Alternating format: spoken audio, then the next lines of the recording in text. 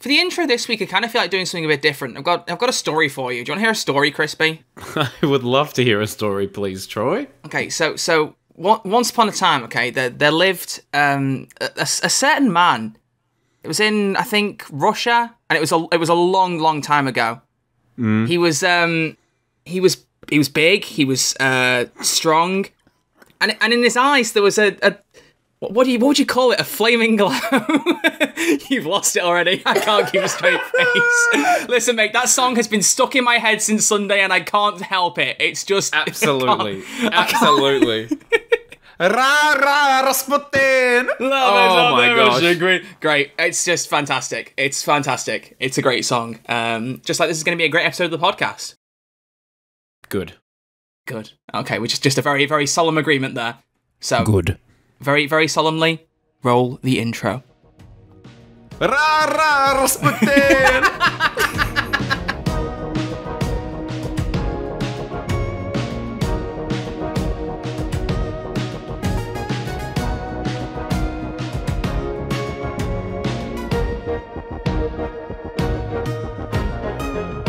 Hello and welcome back to Who's There, a Doctor Who podcast, the show where two YouTubers get together and talk about Doctor Who. I'm your host, Troy, also known as Renacha Live, and with me today is the man who's also had Ra Ra Rasputin stuck in his head for the last several days. It's Crispy Pro. How are you doing, my friend?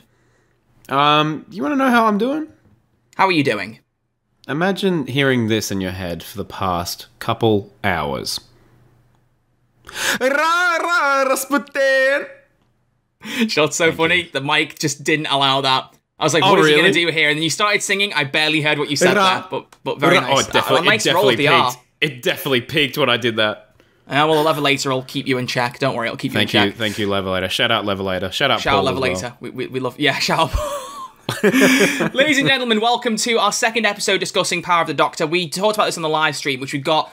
Boy, have we got some stuff to thank you lot for there. Oh my gosh. After that live stream, or during it, we kind of decided that it would be better to do a post, a couple of days after the episodes come out, a kind of more toned down, chill breakthrough. And ladies and gentlemen, I've got notes.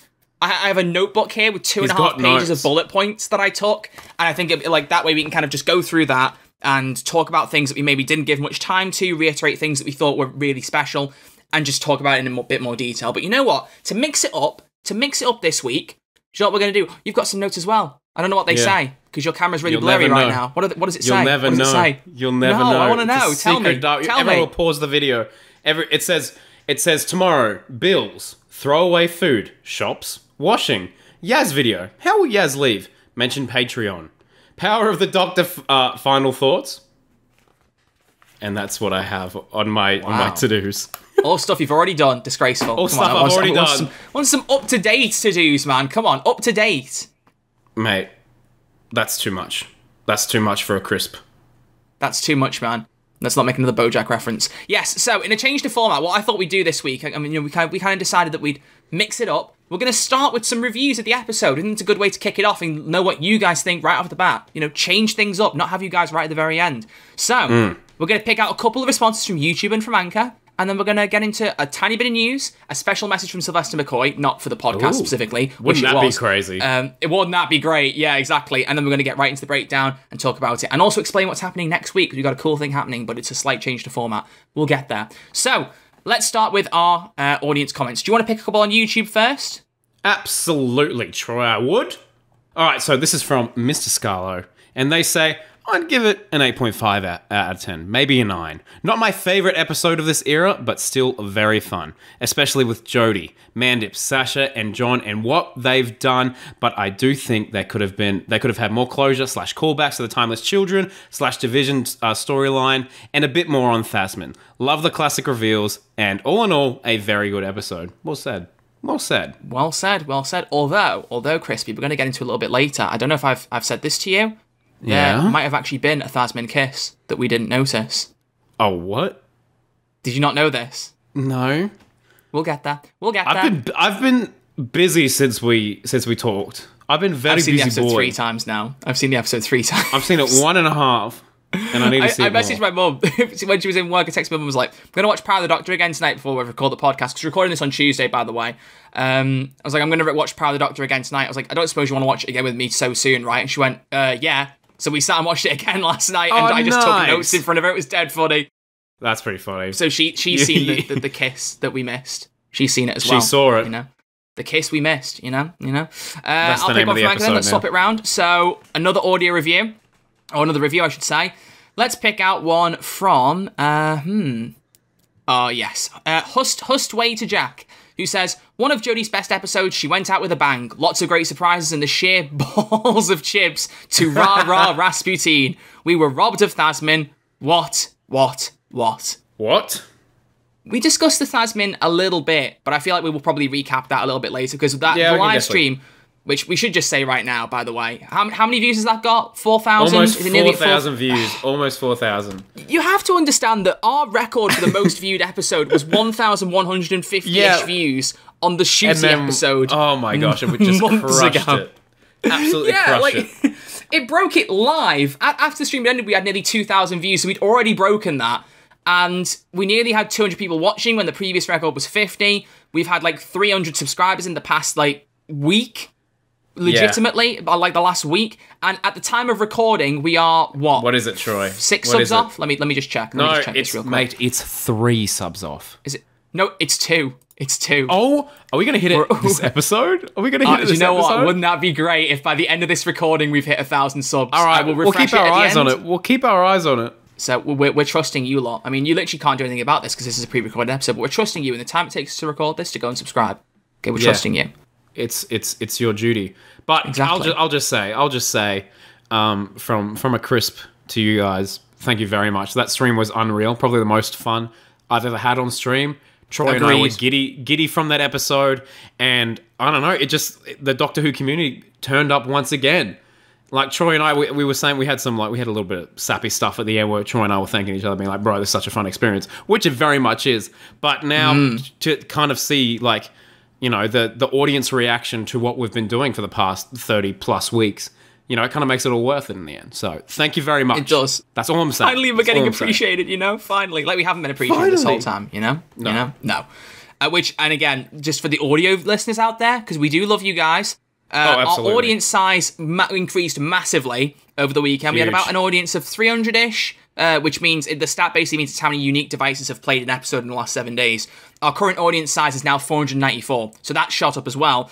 And we say this every now and again, but like every now and again an episode releases that ever so slightly beats, because we get information, I'm explaining this very well, we get information on how many plays of the podcast there are per day across all the different episodes, and it's always unique to that day.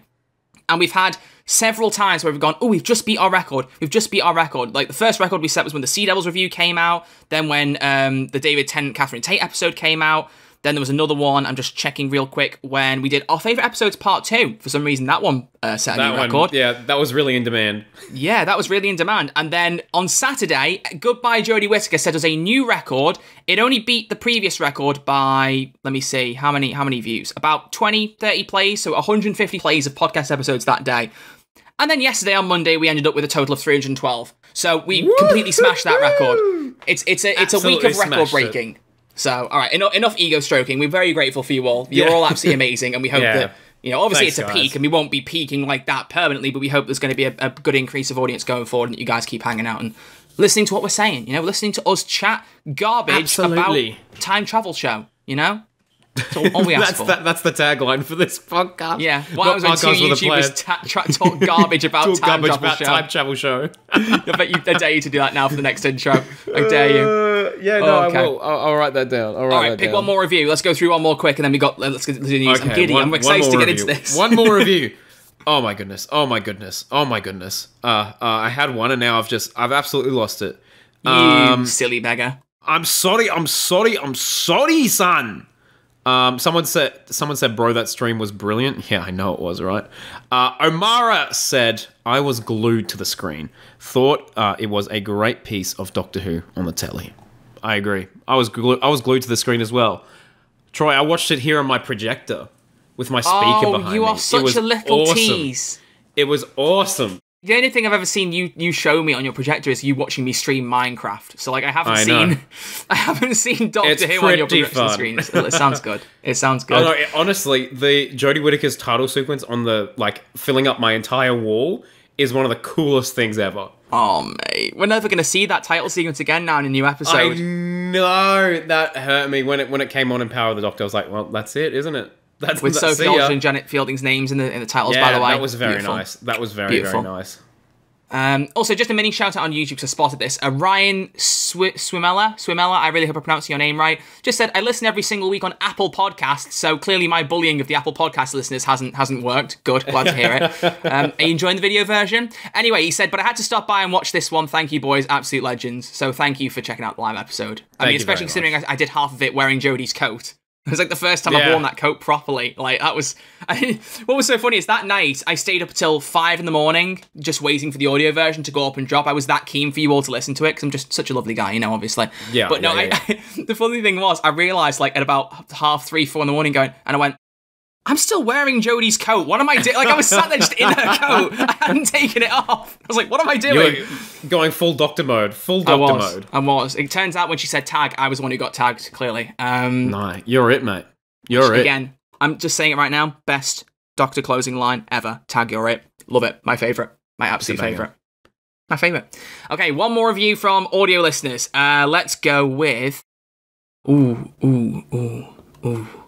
Oh, I don't know. There's some really good reviews. You guys are great, and I feel bad leaving reviews out. I'll pin all 7 of these right now that we've got, so that they're all pinned, and that way there's justice for all of you. I think they've actually removed, by the way, it used to be that you could only pin 10 responses. I think they've removed that now, and you can pin as many as you want. So, oh, nice. We'll try. Well, I've pinned more than 10 in an episode recently, so I'm hoping that there's no limit. Maybe it's limited to 20 now. Who knows? But let's go with Euphonium9, who said, definitely one of the best episodes of the Chibnall era, loved Past Doctor Purgatory and the Companions Anonymous meeting. Can't believe we have to wait 13 months for David Tennant and Ncuti. I agree. Don't get us started, mate. How are we going to keep the podcast going for 13 months, mate? I think we're going to have to do a classic Who binge. Do you know what we should do? Because I've seen other podcasts do this. It should be an idea for us, as well as doing the looking back on series episodes. We probably should also like pick out an episode every now and again and just do a full review of that and like looking back on it. And we could do a little poll, see what the people want us to watch. Do a poll. I tell you what, the Q&A this week, because we're going to explain this now. Actually, we're recording episode 33 tomorrow, so everything will be done before you hear this episode. So that's why we asked a bit earlier about series 5 to try and get some responses to, because we didn't want to have no audience interaction. The Q&A for this episode is going to be, what do we just say? Yeah, give us some episode names to recommend. I'm going to say, can everyone just pick one? Don't give us lists. Everyone pick one episode name, and then we can make a poll out of We'll have a look. Some of them. We'll have a look. Yeah, so pick one episode that you think is the best one for us to reflect in on the podcast episode, and we'll put some into a poll and go from there. That sound good? Sounds like a gosh damn plan, mate. All right, then just to wrap up, finally, our poll for this week, which only has about 12 hours ago, I put it up, and yet it's had 201 votes. So really, YouTube, thank you once again. You lot, honestly. But I asked you, what did you think of The Power of the Doctor? We set this on both Anchor and on YouTube. I keep saying I asked you. You know, it's because I'm the social media manager. I keep forgetting that, you know, you get a say in this, Crispy. But you disappeared, you know? You disappeared. You left me. You left me for 10 years. Don't tell me I can't be angry.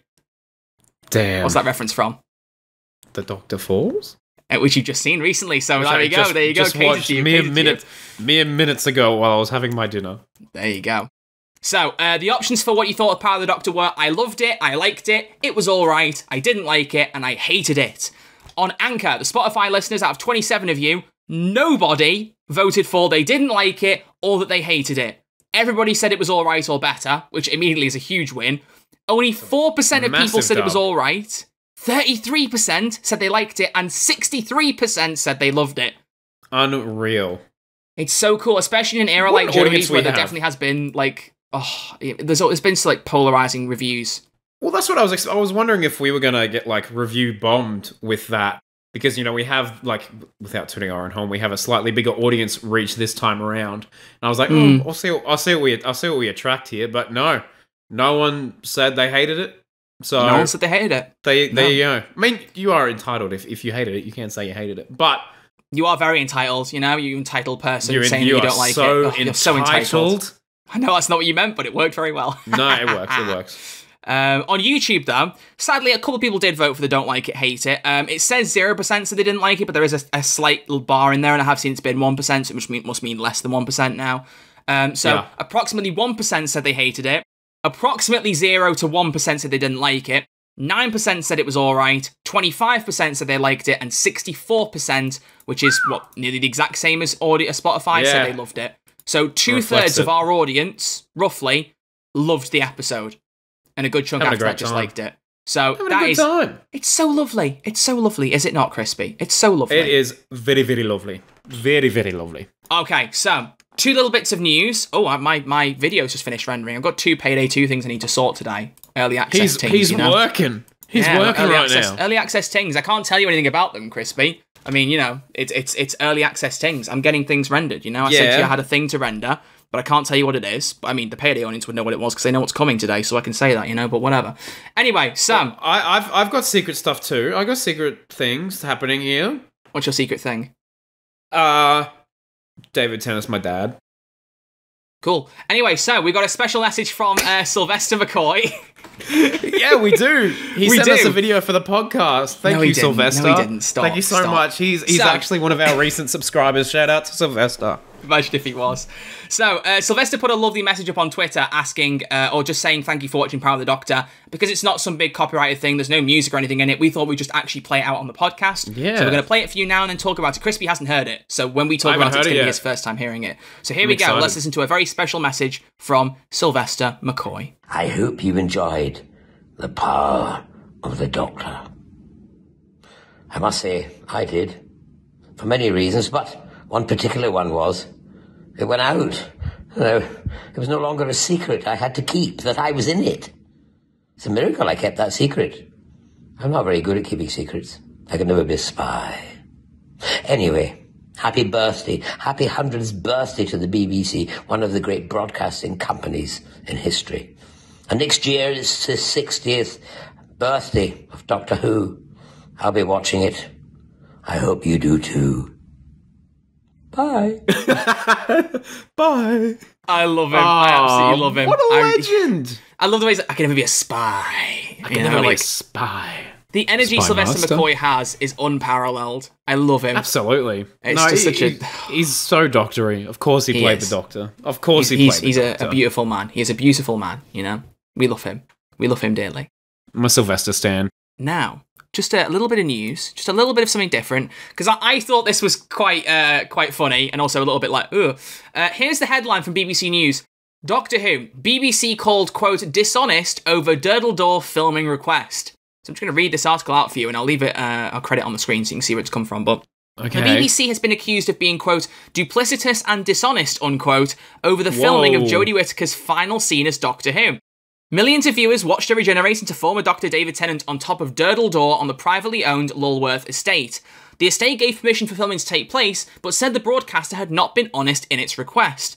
The BBC had said the special generation scene was a tightly kept secret, but in a statement, the Dorset estate said, quote, when consenting to the use of Durdledore for an episode of Doctor Who, the BBC decided not to include a proper description of what they intended. If we'd known we would not have agreed because of the encouragement that this may give to some other visitors to put themselves in a dangerous position, the consequences of which have been well documented. Oh my gosh. So, yeah. What? It said the estate always saw details with any filming request and insisted that, quote, no mention was made by the BBC that they were seeking to portray the TARDIS and the Doctor on top of the Durdledore. The consequences would have a potentially serious impact on staff and the emergency services, said the estate. We're disappointed that the BBC chose not to be honest with us when seeking our permission, adding that it had requested the BBC provide an explanation about what we regard as a duplicitous and dishonest request to film. So the idea is, it says further down, there have been a number of incidents at the location over the years, people jumping into the sea from that limestone arch called Durdledore. That's what the place is that she was regenerating on top of. It's a classic thing for people to jump off and maybe not come out of it the same way, if you get my drift. So they're suggesting that people might go up there, try and recreate it, and it might not go so well, which I kind of get. It's a bit... Yeah, I understand. That's so weird. Because I feel like the BBC did nothing wrong because they asked permission. I mean, yeah. I don't know how, like... It's interesting because when it comes to getting permission to film something and you need the access to the location, I don't think the location people necessarily need the script or what exactly you intend to do, I guess. Yeah, it's a difficult one, isn't it? So it's hard, but I completely understand where they're coming from. Like, what? Are people going to try and recreate this and seriously harm themselves? So, not to mention, you have to bear in mind that they didn't actually film on Durdledore. It was all green screen. It was all green screen. If you haven't seen, they put up a 20-minute documentary about the episode. Yeah, watched that just before. Yeah, I watched it yesterday. That was fantastic. The whole thing was green screen. Jodie's regeneration was in a full green screen room. So she deserves all the credit in the world. Like, the acting chops that woman has are just like, she's fantastic. Doing her one take regenerating in a green screen room. No, it was awesome. Did you see the Jodie stand-in for David's regeneration? Did you see him tweet something? Did you see that? No. I did. It was pretty cool. I'll link you, bro. I'll link you. Because I'm pretty certain that we all know, as of the time they were filming that, they had no idea if Russell T. Davies was coming back, if the show was going to continue, or anything like that. So there's quite the gap between Jodie filming her regeneration and David Tennant filming his. I can't believe I'm saying that sentence. Yeah, exactly. It's a weird one. I'll find it. And also shout out while you're finding it to Georgia Tennant, who put a picture up of herself with David Tennant yesterday or Monday and said, daughter of 5, girlfriend of 10, wife of 14. Yeah. She's I love Georgia Tennant. I love her. That's elite. I love her. That's elite. That is elite. That is elite. Imagine saying that you're the daughter of one doctor, the girlfriend of one, and the wife of another. Although the girlfriend and wife may overlap ever so slightly, but, we don't talk about that. Come on, Crispy, what have you found the link? We got to talk about Power of the Doctor, mate. We've got to talk about Power of the Doctor, mate. Come on, we got to break it down. I'm scrolling. There we go. Okay, here we go. Might just leave this all in and let you just witness Crispy taking ages to find what he's going to share, It's disgraceful. Come on. I'm older than you, mate. And? I need time. There you go. Oh, wow. Pretty cool, right? Oh, so he was Jodie Whittaker in that sense. I think so. Very proud to have been David Tennant stand-in on Power of the Doctor, especially for the regeneration scene. Wow. I don't understand how exactly it works. I'm pretty sure that I don't know. I thought that the sleeves might have been the same as, like, Jodie's sleeves. But maybe not. It makes sense, though. I think that, they CG'd Jodie's costume onto this individual, and then David Tennant got in the exact same spot, and they used it for reference. That's the thing, when we were watching it, and my mum pointed this out as well, Jodie's pants, like, they looked a bit baggier on her, and, like, they were going to, like, fall off almost. There was kind of a gap there, and the t-shirt looked more pressed against her.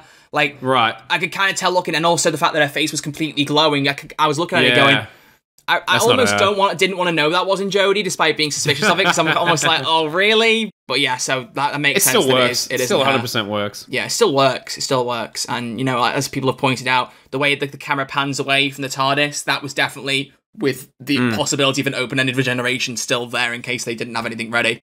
Like, imagine if that had been the case. 13's theme fades out, and then the episode just goes, down, imagine. Honestly, that shot is so good that I probably would have accepted it. I wouldn't have minded it. Yeah, maybe. I probably would have hated it. No, never mind. I don't know why I'm saying that. All right, so Power of the Doctor. So I took a whole bunch of notes. Yes, so you're going to hear, these page turning. Do you hear these pages turning? Oh, it's an ASMR channel now. It is. Wow. It is now. It's great. So I just want to kind of go through some bullet points. I might end up rushing through these. We may end up taking too long. I don't know. Because I took lots of notes. So we're just going to go through them. Yeah, please. So the opening scene with the train, I liked what I said about the Cybermen not having the robes to begin with. Or it seems like with the Cybermasters, the higher ranking ones have the robes and the rest of them don't. Like, that was the vibe I was maybe getting. Yeah, because when it opened up, I was thinking, oh, there's just basic Cybermen here. And then they started to regenerate, and I was like, maybe not. It was like, oh, never mind then. It's the big boys. It's the big boys. Yeah, it's the big one. I also, with Dan immediately, I know his exit was very, very early, but this obviously sounds daft, but they set his exit up from the start, because obviously he puts his helmet on, he's like ready, he's excited, and as soon as he's going down the ladder, he's like, what am I doing? I've got a date tonight, blah, blah, blah. You can kind of tell he's almost like, maybe I'm getting too old for this kind of thing, But still, I think I mentioned this on the stream. Yeah, I mentioned this on the stream, but like, 13, did she notice that Dan got shot? Because I watched it again, and it doesn't seem like she did. It doesn't seem like she noticed it.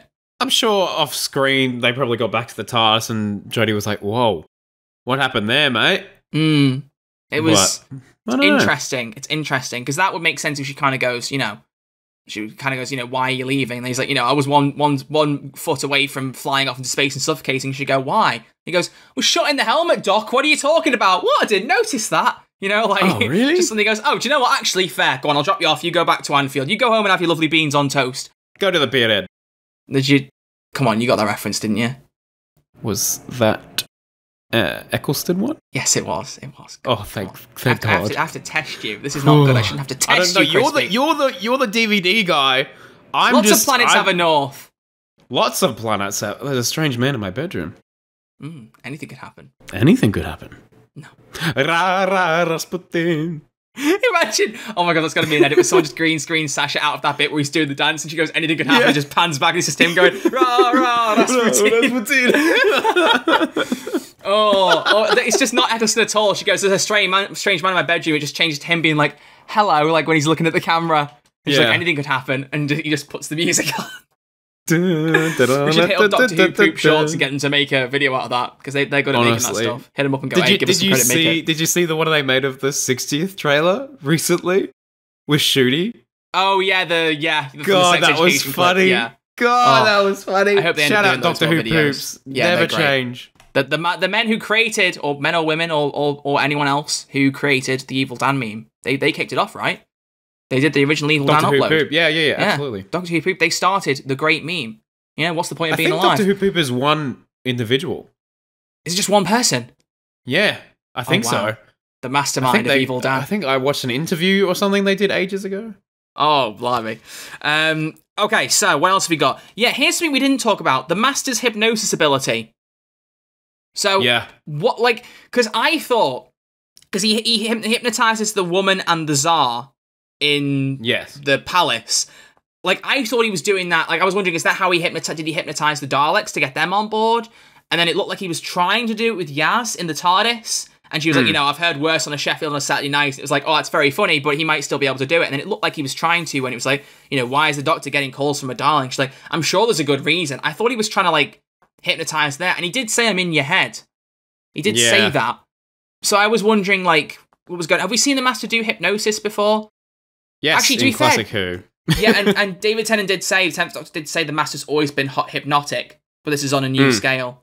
He did say that. So the Master's a bit of a hypnotic person, which, by the way, the image of him in the woman's eyes in the palace. That was so cool. Stuff like that's so good. It's so good. I love that stuff.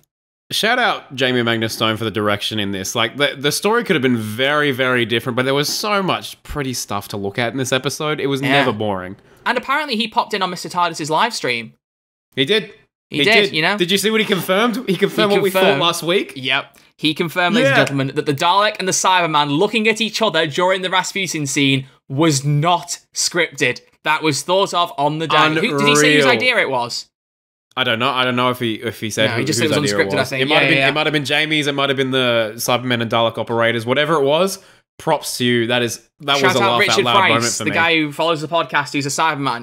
Maybe it was his idea. Richard. Let's give him the credit. Maybe it was him. Maybe it was him. We don't know. I'll text him and be like, this you? Ayo, mate, this you? Ayo, this you? I'm in this picture and I don't like it.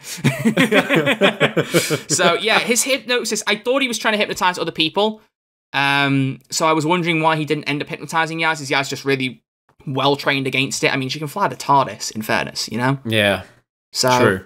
It's pretty good. Can I just say something? Troy? I mean, to be fair, this is a very me-controlled episode. I did feel weird about me being the one directing it. So just go, man, go. I'm just gonna chime in. You remember, while we're on the topic of the Master and Yaz, do you remember the promo image where we were convinced that the Master had a miniaturized Yaz? Yep. What happened with that?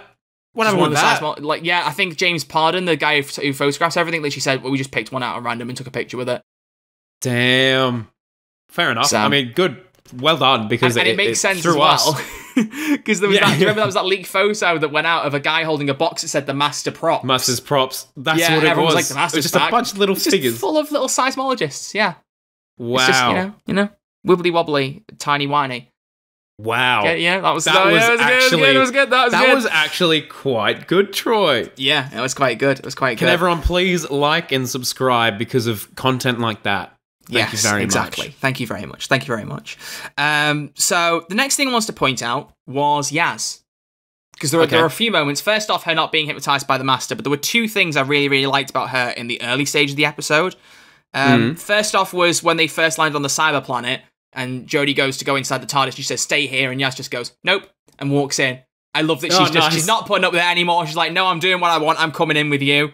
Actually, three moments. Three moments. The second one is, when Jodie's going on the TARDIS. I always say Jodie, whatever. She's going on the TARDIS going, we got to go and talk to this Dalek. She's like, why? She's like, we haven't got time. And she stops her, literally like shoves her and goes, make time. Because it's like we never get her sitting down explaining everything to Yaz, which I think maybe we expected possibly to happen. But just that little moment there is enough to say that she is trying a bit. She was trying a bit harder to let Yaz in a little bit because she actually stopped and she could have just gone, Yaz, we don't have time, and shoved her back. But she actually did stop and talked it through with her, which I thought was really nice. I feel like that's a thing with Jodie's doctor's characterization. Like, she's very much on the move, on the go, and she doesn't necessarily fill her companions in on what's going on. Like, I remember, when was it? At the end of Spyfall Part 2? I think that was one of the first moments I was like, oh, she's actually telling them what's going on. She was like, oh, there's the Master or something. Was it then? I can't remember. Or maybe it was Fugitive. Because she went to talk back to Ryan and everyone was like, hey, I'm not having that. Yeah. And then she's like, oh, I'll tell you a little bit about it, and then she explained a little bit, but not tons. Time is swirling around me. Yeah, it is. Whoa. And it was swirling around Swarm and Azure at the end of the Vanquishers. And it Damn stopped straight. them away. See, time really did swirl around them. Got you there. And then the last one was when they landed in the volcano and 13 went to meet the traitor Dalek, which I want to get to something about that in a second, but Yaz says, I'll go this way, you go that way, be careful, and Jodie's like, I'm supposed to tell you that. Like, yeah. I like that because it's not like Clara-esque of she's trying to be the Doctor in that same sense, because Clara's was, I'm going to command people around because I want to be the Doctor. Yaz was just like, I'm looking after her as much as she is me. I want to keep an eye on her. Like, that was really nice. That dynamic, which I loved. Thought that was really nice. There's only so much you can do with the whole, the companion eventually becomes the Doctor trope. And I feel like they actually handled that with Yaz really, really nicely, where, she obviously took command. She learnt how to fly the TARDIS pretty much and was able to catch eights, which was unreal. But I like that. I really like what they did with Yaz in the end. So I'm quite happy with that. With that. I think Yaz got given one of the better companion endings, like what she did in this episode. I mean, without her, the story wouldn't have worked. The Doctor would still be gone. All of it. The Doctor would be probably maybe even more dead, or just at least regenerating in space or something. Who knows? Yeah. Who knows? Floating around. We don't know. But yeah, the traitor Dalek. So it turned out in the end the Dalek really was a traitor. Yeah. Like they really, awesome. and the Daleks knew there was a traitor and they let him make contact so they could lure Jodie in, kill the traitor, and then send her off to the Master. So do you think the reason the Dalek didn't like wants to be a traitor was because he knew the other Daleks were working with the Master? Or was it just because it seemed like that didn't seem like the way the Dalek explained it? The Dalek kind of said, they're too bothered about the Dalek imperative now rather than, the species we were before we were Daleks. But I'm wondering now if it's a Dalek that was going, hang on a minute, why are we working with the Master? Why aren't we looking out for ourselves? What are we going on? I can't really... It's not a plot hole. I'm just interested to try and... I agree. Like, they do explain it, as you said, but I would have liked more of an explanation as to why. And I think I would have preferred exactly what you just said if that Dalek was like, guys, we're the Daleks, bro. We don't need no Master. Exactly. Let's just do our own thing. I mean, that Dalek that was in the throne room was probably thinking that as well when he looked at the Cyberman going, what have we agreed to, mate? What have we agreed to here? Oh, I don't like this song. I don't Skip. I would have preferred the Morbius Have Sex song. I don't like this song. Can we put Off the Meds by Exet on? Which, by the way, I uploaded that on Twitter. I literally put that over the scene because I thought, why is nobody else done this? One of the funniest things you've done on Twitter. I was going to send it to you, just so you could watch it during the podcast. And then I woke up this morning and saw it said Crispy Pro likes, and I was like, damn it, he's seen it already. It was very funny. It made my day, Troy. And somebody had edited the Lego Star Wars Yoda death sound over Jodie getting hit by the beam. yeah. So just the beam hits and he just goes, ah! It's just great. It's great. Oh, the memes, man, the memes. Okay, what else is there on this page? There are loads of bits I'm not going to point out here and things that I'm overlapping with each other. 13 letting Yaz hold a gun. I'm a little what's that all about? I'm a little bit uneasy about that because that seemed like a very dramatic thing. I'm guessing they were trying to play it off like the end of time when, 10 grabs the gun because the Time Lord's like, he's just got to grab it for this sake. She's not thinking Yaz will actually have to use it, but at least that the Master might feel like he'll play along enough that, he'll go with them where they want them to go, I guess. And Yaz has had weapons training, so Yaz knows to keep her cool holding the gun and all that, So... True. Maybe... Where did she get that gun from again? She asked one of the soldiers to give her a gun. Right. Okay, I probably would have preferred... Okay, imagine this. Because I'm pretty sure Vinder's sole purpose in that episode was to just hold a gun at the Master so that he would get out of the TARDIS. That was his sole purpose for the episode. I would have preferred it if Yaz, at that point, got a gun and was like, get out. And was like, took control then. So we didn't need Vinda then if we're going to do any kind of gun-related thing. Yeah, now that you bring that up, I'm like, But then again, Vinda did shoot, and Yaz wouldn't have, I don't think, despite the thing she wouldn't have shot. And we got the great little Vinda line of, I'm freelance, like that kind of gets out of the fact that the Doctor's friends wouldn't shoot someone. He's like, well, I'm freelance, I don't care. Pew, shoot you in the shoulder, mate, or every shot. Yeah, it was a good line. It was a great line, I really like that. Which, by the way, side note, do you think Vinda would have been Captain Jack in this episode, if not for John Barrowman's antics? I saw a lot of people saying that. Don't know. I'm not too sure. Because some people are saying that, like, it was so obvious it was supposed to be him. Like, they filmed this. They filmed all of Flux, all of this after the John Barrowman controversy. And I'm pretty sure the scripts would have been made after all of that as well. He was meant to be in Flux. There was a tie-in comic that had Captain Jack in it that was meant to tie into War of the Sontarans, I believe it was. Which suggests that Captain Jack was going to show up. Information. Did you not know this? No. There was a comic that was going to release, or a graphic novel that was centered around Captain Jack that would tie into Flux. I think in particular War of the Sontarans, and that got canned after John Barrowman stuff. Like that got canned, and Captain Jack didn't show up in Flux after all, as we know. And I think even back then, people were suggesting that Vinda was a Captain Jack, alternate, like that Captain Jack's role was replaced by Vinda, which. The only reason I'm not as sure about this is because they also introduced Belle. I mean, they could have introduced Belle and said she was looking for Vinda, and then Vinda could have just appeared at the end. She found the person she was looking for, and Vinda had a very cameo role, whereas Captain Jack took the rest of it. It would have been odd. Subplot. So it's just something to think about. Another character? I don't know. That's an interesting tidbit. Interesting tidbit. I also wrote this down. I wrote... I put bounce, planet, unit, master, Daleks, master, ties well. What I mean by that is they had all these different things going on. Hang on, whoa. Can you say that back just one more time? I put bounce and then an arrow, planet, unit, master, Daleks, master, ties well. Okay, I'm going to take that, I'm going to sample that, and that's going to be a little song that we make. Bounce, master, planet. No, stop. The point being is that, much like Day of the Doctor, actually, is that we had these three different plot lines set up of the Cyber Train, the Master doing his Master things, and the Dalek traitor.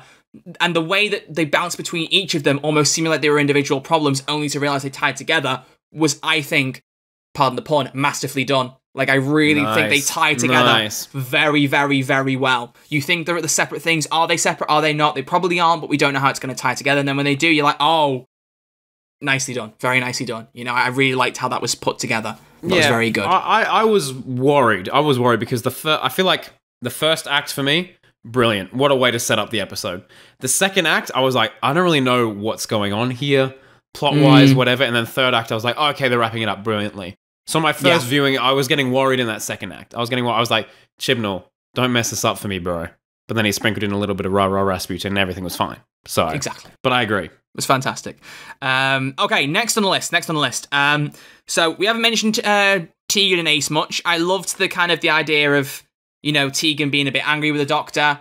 And like, they'd be, Tegan, we discussed this. They'd be like, I think I handled that pretty well and all that. I loved that little thing. I loved the school reunion vibes. We said this on the stream, I know, but I loved the school reunion vibes of Yaz being, I'm the only one who's confused here. And Tegan's like, we were you 30 years ago. And she's like, oh, and there's this like really awkward silence I think was done really well because it was like, I love it. The look that Mandip gives is so good in that moment. It's almost like Yaz is thinking, wait, did these women also have feelings for the Doctor? Am I not the only one? Am I not the only one? Yeah. Doctor. But Ashad's introduction, can we talk about Ashad? Because the first time I watched this episode, I felt like Ashad wasn't really Ashad. It felt like he was a shell of a Cyberman with a bit more of abilities, but didn't have Ashad's personality as much, personally. Right. But rewatching it, I think there's a few moments where actually, like, he is making those threats. I think he was a bit more Ashad-y than I thought, which is why the rewatch helped. Didn't the Master say that he was a clone? He cloned him. Yeah. Yeah. That's interesting. So he made a clone of Ashad that isn't, as Master uncompliant, which I kind of... it allows... I think it's just a nice, goofy way to bring a character back that everyone really likes to play into the story and give him a Daredevil hallway fight moment. Or like a Darth Vader Rogue One moment or something, I don't know. But just like the anti-Stormtrooper aim that he had. I've never known a Cyberman be that accurate, walking down as pew, pew, whacking people again. The only slight thing, but I think it was intentional, was he pinned someone against the wall, then the screen flashed, and all of a sudden he was in the same place, but he wasn't holding a guy against the wall, and the guy was on the floor dead. I'm guessing it was meant to be some weird effects to kind of say, look at him dealing with these people quickly, but it was slightly jarring. It was a little bit like... I can't even remember. Well, when you watch it again, you'll see, like, he goes into the second area, and, like, I love that it's a one-take bar, that little flash. The way the camera moves around and follows him is so good. But yeah, he grabs a guy, pins him against the wall, and then, like, it goes round, and, like, it's looking down the corridor at him with the person against the wall, and the screen flashes. Then suddenly he's in the same place, but it's like he's had enough time to move, just a bit he should have taken a bit more time than the flash allowed for, basically, where the person's down on the floor and he's shooting someone else. It's not... Maybe... It's like maybe not a continuity maybe it was error. A pacing problem. Yeah, like maybe exactly. It was like such an intense scene, and then they maybe lingered on that too long, and then like they watched the guy fall down, and that was like an extra 7 seconds that they didn't really need, so they just like added a flash. There's chaos going on anyway, so let's just keep it going. Yeah, I don't think it's a case of continuity. Yeah, I think it's a case of just they might have cut a little bit out in the middle. I think personally, yeah. That's a good find. Gosh, I forget how intently you watch these episodes. Well, when I'm taking 2.5 pages of notes, that's what happens. He does his homework, ladies and gents. When Jodie gets kidnapped via the Dalek suit, they say spatial temporal shift. Just thought that was a nice little reference, because obviously we have emergency temporal shift from the Cult of Skaro. Basically the exact same thing. They can teleport to a different time and place, and that's what the Dalek casing did. It teleported from present day to past in a different location. So it was an emergency temporal shift, it just wasn't an emergency. So maybe when it's an emergency, they swap out the spatial bit and go, emergency temporal shift. Yeah. Because in that, they do move time and place as well. It's not like they just move... Well, I suppose they could just go back in time from Canary Wharf to Manhattan time and then fly to Manhattan, but why would you do that? Just say they teleport to Manhattan. That's a lot of effort. It is a lot of effort. And then they could try and get on a plane, I guess, and then you got to worry about tickets, and then you got to have carry on. Exactly, yeah. It's just a lot. Like, it's a lot for a little. It's like Dalek, the Daleks that were customs in Revolution. Speaking of Revolution, I love that. I realised this. The book that Yaz got out to put the sticky notes on the TARDIS. I'm pretty sure that was the same book with the same sticky notes that she had in the spare TARDIS in Revolution of Daleks. Because she had that wall full of sticky notes, and she was writing things down because she was trying to figure out, she was like, maybe there's a way we can use this TARDIS to go back and save her. So she was making these notes. Now, it's possible Jodie's helped her touch those notes up, because we know, as we said, she was co-piloting in Flux. But that could at least be the book and the similar sticky notes from that. I thought that was a nice callback as well. That is actually really cool. Yeah. See, it was a good idea we did another episode on this, because look at a certified Easter egg. Yeah, see? Look at this. I can just imagine the thumbnail now. 10 things you missed in the power of the Doctor. And I'll have a little red circle with an arrow pointing to that. Oh my goodness. Wow. Fantastic. Which, by the way, I think for our thumbnail, for the middle box image, we've got to have Mandip carrying Jodie. Oh, hands down, correct. Hands down. Great image. Speaking of Easter eggs, though, did you know there was a TV movie Easter egg in there? Hit me with it. There was Paul McGann. That was quite a big Easter egg. Well, that was a much better. That wasn't an Easter egg. That was the best part of the episode. No, it was one of them. And also, what's so funny is when Mum and I bought those B&M 3-pack 8 Doctor figures. I think I mentioned this to you already. We bought them, and I said to my mum, "Went, the 3-pack that we bought one each of, because she's going to meet. We want to meet Paul McGann again." And she went, "I'm going to get him to sign the box." I was like, "Let's do that." And I went, the 3-pack we bought. He's wearing one of the outfits in that box. And she went, "What?" Huh? And she had her thing next to her, so I grabbed it and gave it to her, and she went, "Oh my god!" She's like, "What?" So it's like, "Yeah, cool. It's the Time War outfit." It was so good. Nice. But the Master, when he first kidnaps the Doctor, and she's in I don't know what the palace is called, but he goes, "What do you think of the garb?" "I love the garb. Got a dress for the occasion." Which is what the Master says towards the end of the TV movie when he comes down the stairs in the robes. He goes, "I always dress for the occasion." So, wow. There you go. Did you pick that up all by yourself? I think I might have heard someone else say it. I'll give credit there. I don't think I clocked that. I think someone else did, but it was in my back of my head, and then I heard it and went, TV movie. Hang on, I was rewatching second. it. Yeah, some good stuff there. Some good stuff. That's a really good Easter egg. What else have we got? I like when we got to the Rasputin bit. I wrote, and I quote, "Best scene" in capital letters. It's a hands down. Some people were complaining about it. I'm like, couple guys, of people have, sound of drums. Sound of drums. Better the than Masters. That. It's so Doctor Who-y. It's so camp. It's so fun. Who cares? That feels like Russell T Davies campness, and I love it. Oh yeah, absolutely. That's something that Russell will do. Did not expect it from Chibnall. In all fairness, did not expect that from Chibnall. It was amazing. But I'm so glad. I feel like Chibnall genuinely had fun with this script, and that makes me very happy. Absolutely. I agree. So, it was fantastic. I think it's better than the Voodoo Child bit from Sound of Drums, and I think probably also better than wheeling the Doctor around with Scissor Sisters, although I do love that moment. I just think I can't decide it was almost like it was because because it was a more obvious thing that you thought they're never going to do, and then they do it. You're like, oh, that's so good, because you don't like with the other Master moments, you don't expect it to happen because it's just the Master being the Master. And then you're looking at him in the Rasputin garb and going, imagine if they put some Boney M on right now, and then they do it, and you're like, oh, okay then, we're doing it, great, we're doing it. That was fab. Also, just a little bit of a reference, because I think I mentioned this to you during the stream and you weren't too sure. The device that Vinda has that he uses to try and contact the TARDIS is the one that the Doctor gave him at the end of Once Upon a Time. Yeah. When he goes off to find Belle, she drops him off on that destroyed planet. Why? And she gives him the device and goes, right, if you need me, call me. No matter where you are, no matter how far. I just rewatched The Vanquishers. And I was like, I don't remember there being a phone in there at all, and I was like, what have I missed? Okay, I was looking at the wrong episode, apparently. Yeah. That makes a lot more Once sense upon to time. me. That makes a lot more sense to me. Mm-hmm. I also wrote regeneration effects are amazing from the switch between the two of Sasha to Jodie. Those regeneration effects, and also later, are just astonishing. Well, I mean, the CG in this episode completely is some of the best I've seen in Doctor Who. Some of the best I have seen in Doctor Who. And the regeneration effects were so cool. I kind of like how, just like the full shift between Jodie and Sasha. Back and forth. Back and forth. You know what I'm saying? It's a boom, boom, boom. Yeah, I was that was phenomenal. That is really, really fun. And I was like, oh my gosh, Sasha's going to be the Doctor. Yeah. But was he? It was weird because it was like he was the Doctor, but he wasn't the Doctor. It was like the entire Master's personality put into the Doctor's body. Yeah. Yeah, pretty much. And then that's why the Doctor went off to that little temporal plane or whatever, wasn't it? And they're like, well, you're in trouble, mate. Exactly. What was it called? I'm just trying to see. It was called Black Panther Wakanda Forever. Very, very good. The old Doctors referred to themselves as the Guardians of the Edge. So it wasn't given like a specific location name. That's why I think I called it the Ancestral Plane. I like the Ancestral Plane a lot. Yeah. The Regenerative Plane. I don't know, something like that. We could think of something. Give it a name, copyright it, and then they can't use it. Also, actually, shout out to my mum. She made an observation here, which I thought was interesting. She noted that there were two glass cubicles that obviously the Jodie and Sasha went into to swap bodies. She said that seemed very similar to the two glass cubicles from End of Time, the one that Wolf got stuck in that Ten had to then get him out of. That could be an interesting, maybe accidental mirror that might have kind of. Because there are a few mirrors in this episode. Yeah, of course. Previous stuff. But it would have been really cool if they actually did use the same one from David's. I would have been like, okay, now we're just having fan service. Because to the average viewer, that would mean nothing. But if we saw that, we'd be like, or just say Vinvoce glass. Vinvoce glass. Vinvoce. Oh, can you imagine if the Master just said, it's Vinvoce glass, mate, you got no chance. Imagine. I'll be like, let's go. I know this has been your downfall before, Oh, come on. We should be showrunners, mate. Yeah, nice one for my mum for spotting that. I love that.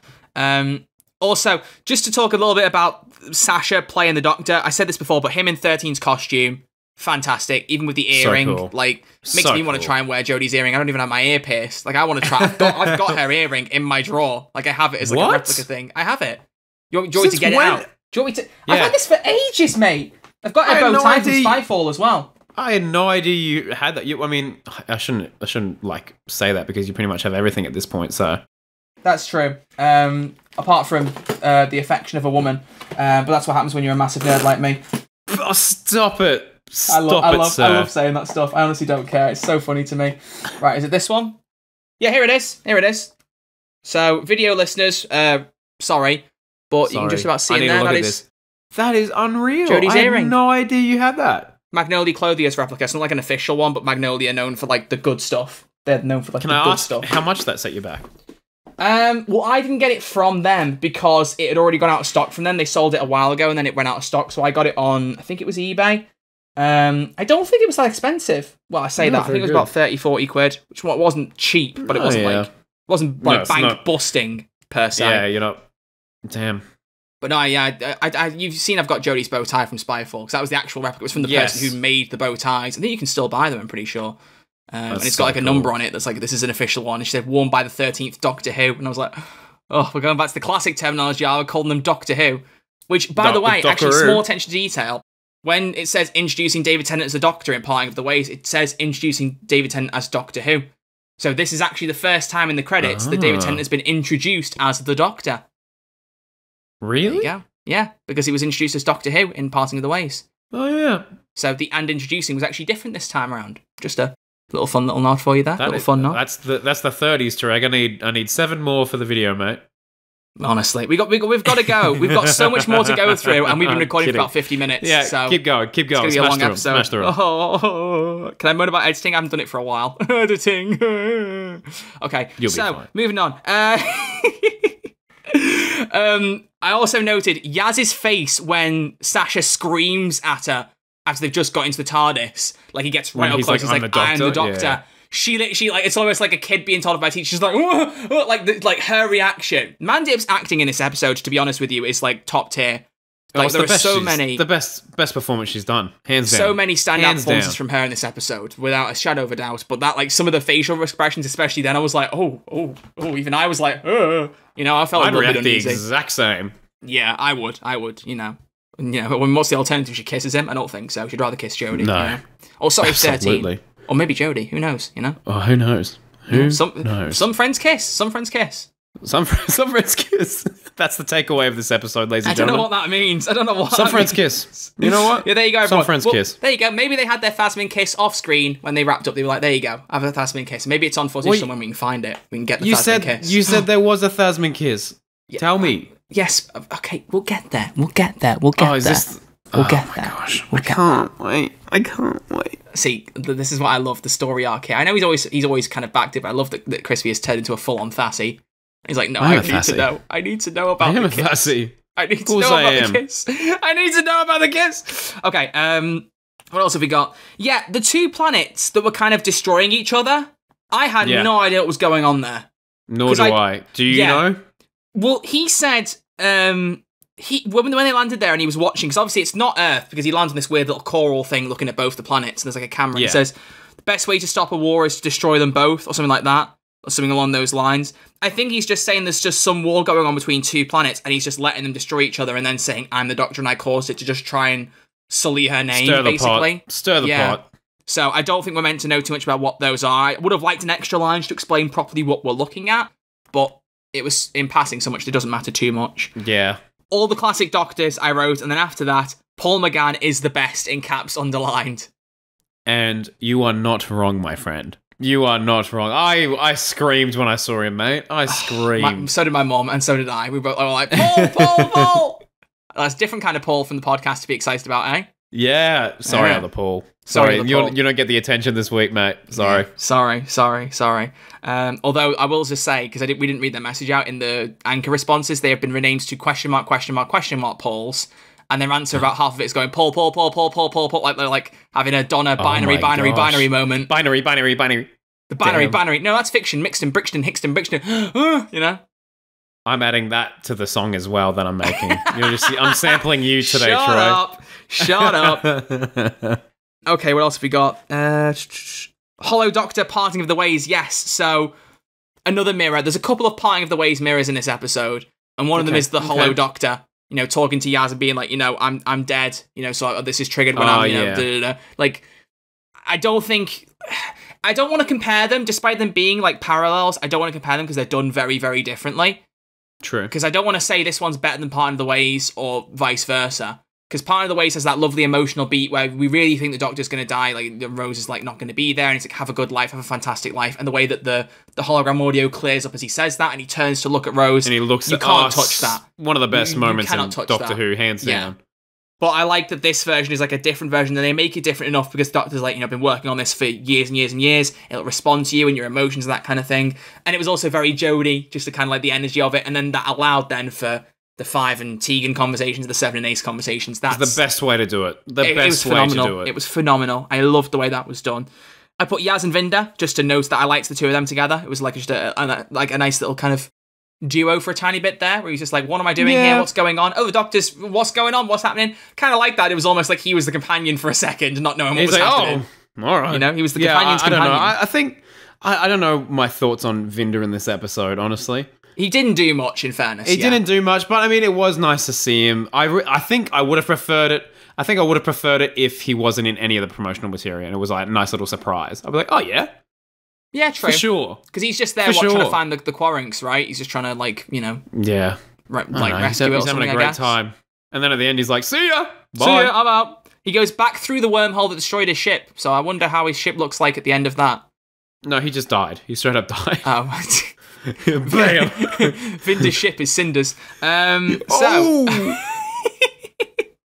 rhymes, baby, I got rhymes. Also, just a little costume note. Sasha Dewan used the hood on 13's coat. 13 never used it. Yeah, she did. Haunting of Villa Diodati once. She did. At the start, when it's raining. Yeah. Oh, yeah. she did. DVD boy doesn't know everything, bro. DVD boy doesn't know everything. I will adapt my point. He wore it for longer than Jodie did. Okay. Yeah, fair play. Yeah, fair play. I'll shake on that. I think roughly balances. I can't believe I forgot that. I'm so sorry. I'm so sorry. No, because I always thought in my head, I was like, you know, we saw her wearing the hood in the promotional art for Series 11, and then she never wore it in Series 11. And it was like, okay, yeah, all right. It was strange. Right. I would have liked to have seen way more. Like, I don't know, if she was on a planet not trying to be seen. Can you imagine how cool that scene would be? Oh, yeah. Yeah, that would have been so good. What else have we got? Catching Ace with the TARDIS, a la River Song. Very, very big fan of that. Perfect. But I also liked this one instead of the River Song one, where a couple of them were kind of like almost jump cuts. You know, one was if she landed in the TARDIS and we saw the splash of the water, and the other one was where she landed on Matt Smith and washing her hair, crushed his privates behind the scenes at one point when she was trying to take a take of that. That's a true story if you haven't seen Doctor Who Confidential. But this one was kind of like a clean cut where she just goes straight into the TARDIS and then she's just in the set. That was like a really nice... Coolest shot. Nice way to do it. I loved that. That was really, really cool. Also, possibly my favourite Ashad line, bit of an underrated one, but I really liked it. He heard Tegan, like, through the wall, and he just went, "Renegade human in the walls." Something about that line was just a really good line. I like that. Mate, that's an album title right there. Oh, yeah. You know, that's like a Nirvana album, like Something in the Ways on. Yeah. Renegade human in the walls. Nice. That's the new Batman 2 trailer song when that comes out. It's a renegade human in the walls. Ashad. Stop. Sorry. Stop. We're not making that. We did that before the recording, and we were saying, we imagined a meme where it was, instead of Matt Smith dancing topless there, it's Ashad when he gets resurrected in Power of the Doctor. He's just doing the same dance to the have sex, but it's Ashad instead. Ashad. Boom, my hands, yes. Boom, my friend. Okay. Anyway, moving on from that. Moving on very quickly. One thing I really need to point out is a Master line, and it kind of overlaps. Sasha says in the documentary Behind the Generation that he sees the Master as a sad clown. You know, he's someone who's trying to get attention, that kind of thing. You know, he's a very troubled person. He's trying to, like, project and kind of, you know, cause chaos because in himself he's personally troubled. There's a line as he's going back into Rasputin's body as the degeneration is happening where he says, "I erased you, Doctor. Don't let me go back to being me." That feels like the most personal line of the Master. Like, he genuinely doesn't want to be himself anymore, and that was part of the motivation. It wasn't just to, like, overcome the Doctor. It's that he was sick of being the Master. He was sick of being that person. Which I just thought was... I wish we would have dove more into that. I feel like Sasha, after watching that little behind-the-scenes thing, like, Sasha is obviously so passionate towards that character. He said he did a lot of research. Yeah. And so I think, like, that definitely came through in his performance, but maybe if but maybe not. I mean, expositional dialogue is not really the best anyway. So I don't know what I'm saying. Regardless, Sasha Dewan is the guy and no one else can say anything. So he did say during that Behind the Generation, he's like, you know, if I get asked to come back to do it again, you know, I'll do it differently again. He said he's always trying to evolve it and do different things and explore new angles. And he literally said, you know, and if I come back again, we'll do something else new. So he's expressed that he would like to come back, but he did say in, like, some interviews that he thought it was over for him because he got to keep his costume and the tissue compressor and all that. So, but then again, that could just be Chibnall era, you know, getting rid of Chibnall era props, giving them to their actors. It could be Sasha comes back, and I would love that. I want to see Sasha's Master back. I would love to, and we know that Russell is like a fan of this era. Watched the whole era. He'll definitely try and do something new, but maybe towards Shooty's second or third season, maybe we could get Sasha back, and I would love to see that. I would love that. That would be fantastic. Imagine Sasha, John Sim, and Missy all together. But after watching that episode, I'm like, oh, how's that going to work timeline-wise? I don't care. They all forget about it anyway. Just make it happen. Who cares? Who cares? Make it happen. Point? I'm past caring which order the Masters come in. I'm past caring at this point. So that was enough. I also put not enough Jodie ? And then, I said something afterwards that I thought, I can't say on the podcast, but basically to say I don't think that's true. People were saying there wasn't enough Jodie in this episode. I think there was more than enough. I think because it was a movie and they were trying to spread more attention between different characters, it gives you the feeling that overall there wasn't as much Jodie, but I think there was quite a lot of her. You know, a lot of scenes with Yaz, with Daleks, with Simon, with the Master, with the other Doctors. Maybe it might be me putting words in people's mouths, but maybe the illusion that Sasha is the Doctor for a while makes you think that Jodie's out of the equation. But we do have the scenes with the other Doctors, you know? Yeah. Even when she's out of the equation, she still has over stuff. during that. Yeah, because I agree. When that happens, I was like, oh, this is cool. But then I was like, oh, this is Jodie's final episode. But then, of course, we got one of the most awesome fan servicey scenes of all time. And I was like, all sins forgiven. All sins forgiven. Yeah, job done. Yeah. Job done. We're an hour into the recording. I've still got half a page of notes to go through, so this is going well. Smash it through, mate. Smash it. Is Asha dead again, do we think? All Cybermen got zapped. Is Asha just dead? I think probably. I think so. I don't know.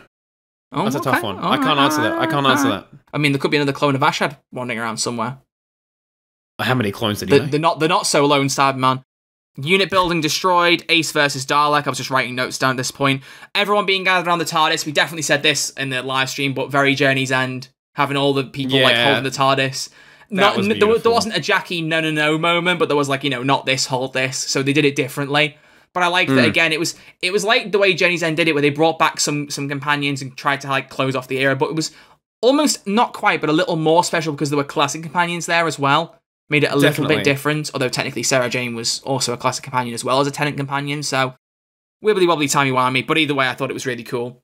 Love to see a bit more of Jodie with the goggles fixing Vinder's ship. A little bit more of her mechanic stuff. You know, it was nice to get a little bit of that in. Felt almost a little bit out of place just randomly. Oh, here's me fixing a ship real quick before we just save everything. Just hang on a second, guys. I'm going to play Top Gear for a second and just start fixing this up. Okay, just give me a sec. Oh, you know the theme. Look at you go. I know. How's your family? That was the question she asked to Vinder as she was walking off and then just kind of went, oh, give him my love. So we don't know what's going on with Belle or the baby or Carvanista. Damn. You know, I would have liked to have got a little line about Belle, because I said I was hoping Belle would be in the episode. I'm glad she wasn't now, because it would have been an extra thing to add to the pot. But I really liked Belle and Vinder together, and it was a shame we didn't get to see more of her. I thought she was great. What I would have liked and what I probably would have preferred for Vinder's set-off, can you imagine he gets back into the ship and then a little hologram of Belle holding the baby, and she's like, come home soon. Oh, that would be so good. Can you imagine? Oh, well, that's just retrospective thinking. But I was like, if you want to have Belle in it for like a second and can like finish off that little beautiful plot line, and my as of yet born baby. But yeah. Anyway, sorry, Troy. I've put you in the dumps there. I put you in the dumps. Sorry. We don't have time for sadness right now, Troy. Well, too late because I'm sad now. Okay, moving on. Sorry. What else have we got? And also notice that they turned the lava from the volcanoes into steel because it's a cyber conversion thing. They're not going to be able to turn it to much else. So they make the lava into steel and the volcanoes stop them from erupting. It's kind of cool. I was like, whatever. I don't really care. That's probably my least interested part of the episode, how they're going to wrap up the whole volcano. But at least they fixed it, unlike the Flux where it wasn't properly addressed. Yeah. Yeah. So, true. You know, count your blessings, you know. Also, I just wrote down, the Master gets to kill the Doctor. Oh, yeah. Just to point that out, not the first time that's happened, but the Master gets to kill the Doctor. Then again, nice. The Master didn't necessarily kill the Fourth Doctor. Was responsible, indirectly caused it, but didn't actually go, right, I'm holding your hand. All right, arrivederci, down you go. You know? Yeah. So is this the first time the Master has directly killed the Doctor? I think it might be. I can't even think. Because the Master's indirectly killed the Doctor twice. Because, actually, no. The Vinvoce glass thing with the radiation, he didn't make that room. That wasn't his plan. But he usurped it and made it his plan, so maybe he's partially indirectly responsible. First time directly. You know, if I can't be the Doctor, then neither can you. Zap, you get beamed. You know, I think Yoda noise. Yeah. Yoda noise. Lego Yoda death noise. That actually wasn't bad. I actually did that better that time. Yeah, no. It came through. Slightly better. And then just to wrap up, for the almost the last section, loving the Yaz stuff that she gets to kind of... She takes all the companions home, but mainly, what might be one of my new favourite scenes in Doctor Who, unironically, was Jodie getting hit. The music, Segan's score when she gets hit by the beam is top tier. The drama in the orchestra. Yaz running out and Graham being what's going on? Running out into the blast, picking her up. And here is where the kiss happens, ladies and gentlemen. When she picks Jodie up and starts walking back to the TARDIS, she tilts her head towards Jodie and everyone thinks she's giving her a kiss on the cheek. It's been spotted. Either it is a kiss on the cheek or she's whispering in her ear. But I really, really, really hope it's a kiss on the cheek because that's what it looked like. It looked like she kind of tilted her head to kiss on the cheek and then walked away from the beam. I'm okay with that. I'm okay with that. I'm okay with that. I mean, we both said in the last episode, like, the despite really wanting the Tasman kiss, 10-minute Tasman kiss and all that, the fact that it didn't happen, looking back, if you watch all 3 specials back to back, you can kind of see that they did both confess their feelings. They both know that they love each other in that way, but they decided to just not go there, and they just kept that up. There was the romantic hints, there was the subdued romance still there. It hadn't gone away. It's just we didn't get the outright kiss, Yeah. And it's not, Which like, is I know fine. people have said that they should have kissed or said they loved each other when she was regenerating, and I was kind of thinking that at the time, but what point would that serve only to make it more heartbreaking for each other? Yaz specifically said, let's not say goodbye, because she knows the 13th Doctor doesn't like goodbyes. Like, that's the sacrifice for herself in and of itself, because she is a goodbye person, but she knows 13 isn't, so she does that to kind of save her, like, soul a little bit, the way she saved her life. I mean, Yaz degenerated the Master. That's a beautiful way to put it. Yeah. Picked her up and rescued her, took all the companions back home by flying the TARDIS. Also, Sarah Jane reference, dropped them off at Croydon, because that's where the Fourth Doctor was meant to drop Sarah Jane off, but accidentally dropped her in Aberdeen. So, another little reference. That's very cheeky. And again, Plank, the way's parallel. Instead of the Rose waking up to see the Doctor sang a song and the Daleks ran away, the Doctor wakes up and Yaz goes, I dropped everyone off in Croydon. Nice little mirror. I really like that. And both of those were before Regeneration. So, those are really nice. Damn, son. And then my favourite bit of Mandip is that breakdown she has when she realises the Doctor's regenerating.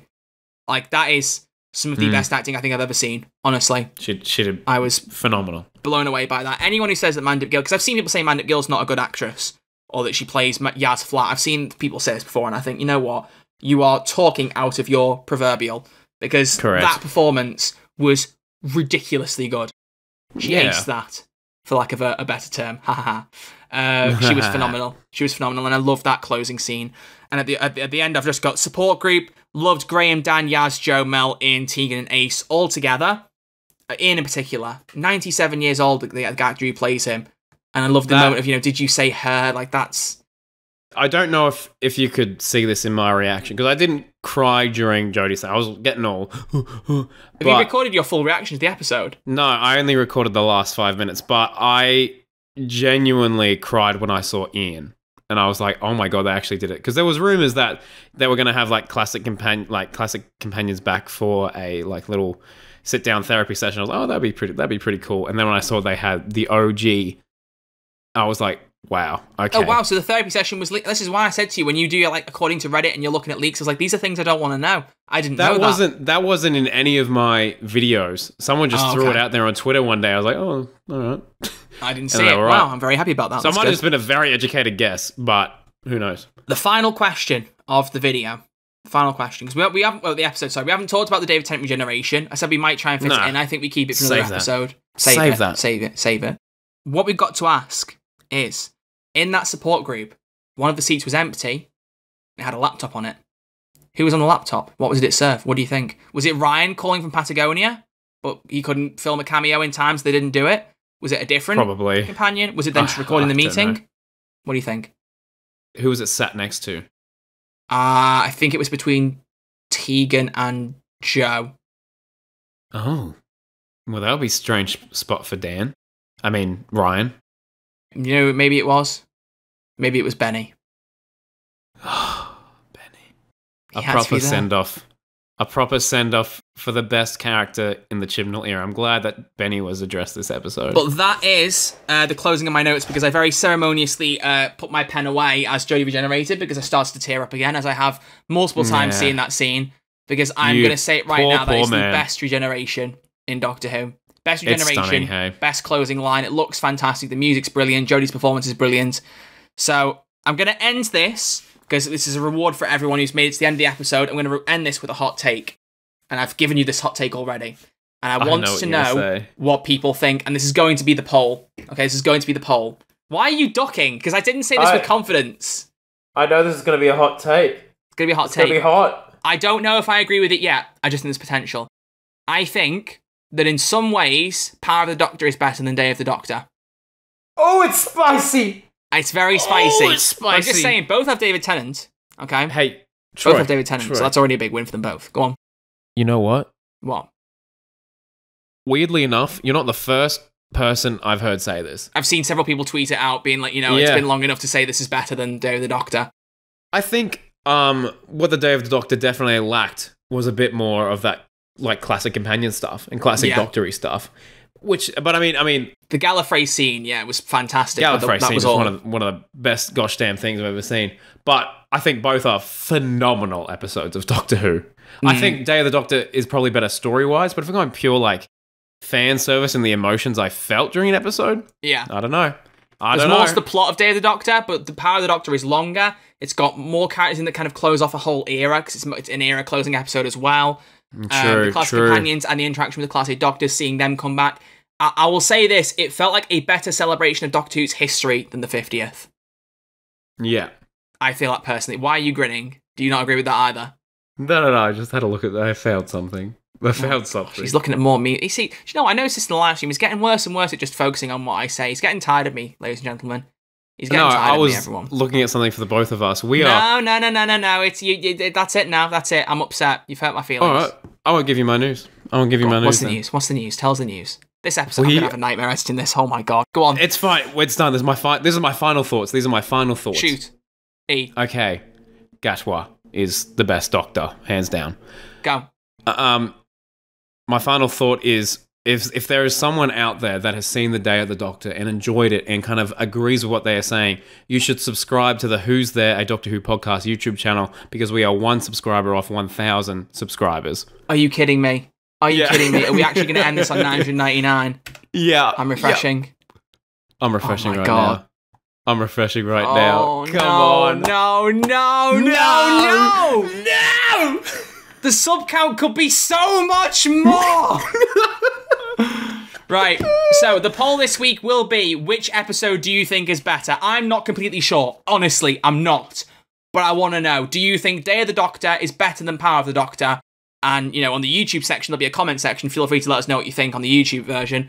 But it's going to be interesting to see what people think about that, I think. But that is going to wrap up our episode. I almost want to drag this out. I'm going to keep refreshing the page. I'm hoping for 1,000 subscribers. Crispy, closing comments. I'm going to keep refreshing. Go.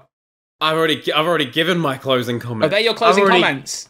Yes. Oh, okay. I'm sorry. Just trying to give you more of an opportunity, The Power of the Doctor was a sensational episode and one of the best things Jim Miller has done in his run on the show.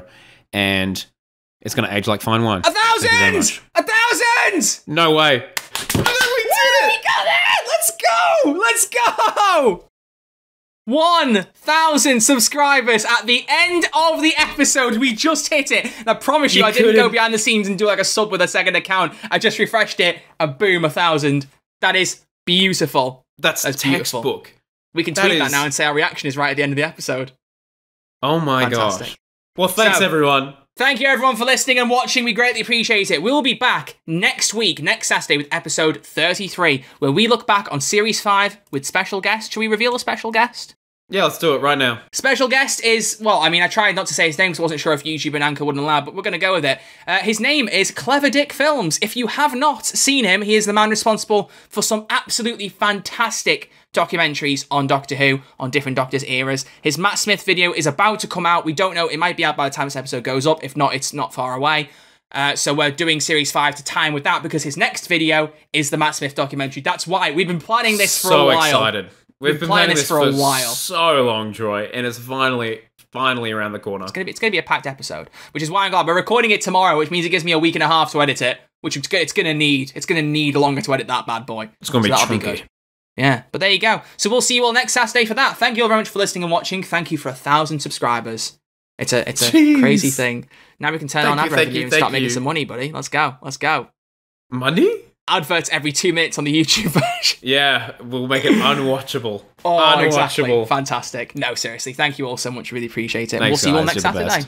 So until then, Alon Z, baby. Alon Z, baby.